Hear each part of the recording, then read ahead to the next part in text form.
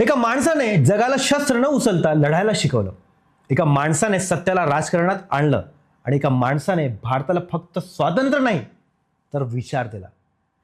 नमस्कार मित्रांनो, तुमचं स्वागत आहे पुस्तकालय या मराठी युट्यूब चॅनलवर. आज आपण 3 अशा पुस्तकांबद्दल बोलणार आहोत ज्या महात्मा गांधींना फक्त इतिहासात नाही तर आपल्या आजच्या आयुष्यात घेऊन येतात.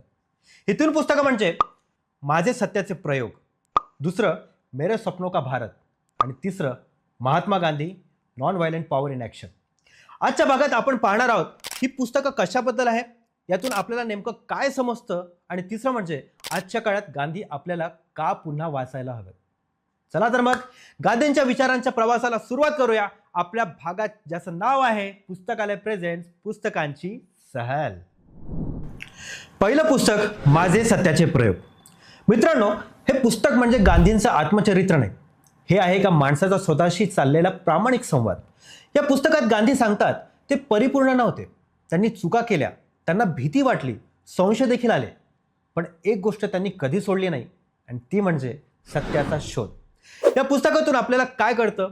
पहिलं म्हणजे सत्य म्हणजे फक्त बोलायची गोष्ट नाही आहे, ती जगायची गोष्ट आहे. दुसरं म्हणजे अहिंसा म्हणजे कमजोरी नाही, ती प्रचंड मानसिक ताकद आहे.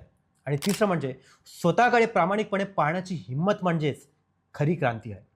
आणि या पुस्तकातून आपण काय शिकतो तर आजच्या काळात जिथे प्रत्येक जण मी बरोबर आहे असं म्हणतो, तिथे गांधीजी आपल्याला शिकवतात की चूक माझीही असू शकते, हे मान्य करण्याचं धैर्य आपल्यात असलं पाहिजे.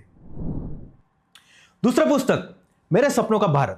आता जरा विचार करा, स्वातंत्र्य मिळाल्यावर भारत कसा असावा? फक्त मोठ्या इमारती, फक्त पैसा की फक्त सत्ता? गांधीजी म्हणतात नाही. या पुस्तकात गांधी त्यांच्या मनातला भारत मांडतात, जिथे गरीब आणि श्रीमंत यांच्यात भिंत नसेल, जिथे जात, धर्म, भाषा यावरून माणूस माणसाला तोडणार नाही, जिथे स्वराज्य म्हणजे फक्त सरकार नव्हे तर स्वतःवरचं नियंत्रण आहे. या पुस्तकातून आपल्याला काय शिकायला मिळतं? पहिलं म्हणजे विकास म्हणजे फक्त GDP नाही, तो माणसाच्या माणुसकीत असतो. खरा भारत गावात आहे, श्रमात आहे, स्वाभिमानात आहे.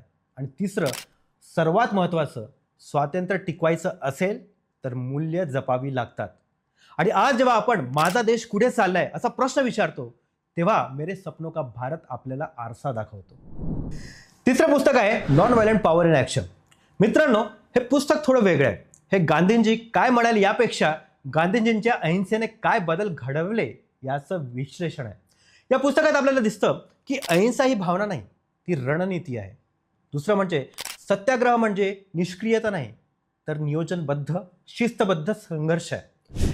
मिठाचा सत्याग्रह असो, ब्रिटिश साम्राज्याशी लढा असो किंवा दंगली थांबवण्यासाठीचं उपोषण, लेखक दाखवतो की गांधींकडे बंदूक नव्हती, पण त्यांच्याकडे लोकांचा विश्वास होता.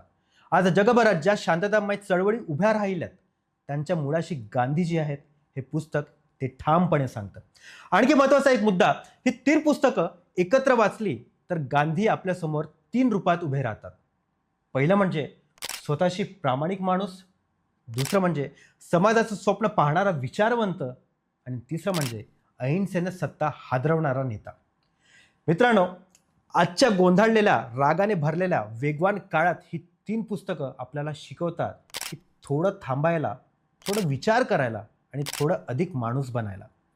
शेवटी एवढंच म्हणेन की गांधीजी वाचणं म्हणजे भूतकाळात जाणं नाही तर भविष्याला योग्य दिशा देणं. जर तुम्हाला हा विचार प्रवास आवडला असेल तर व्हिडिओला लाईक करा, चॅनलला सबस्क्राईब करा आणि कमेंटमध्ये नक्की सांगा गांधीजींचा कोणता विचार तुम्हाला आजही जवळचा वाटतो. पुन्हा भेटूया एका नव्या पुस्तकासोबत, एका नव्या विचारासोबत.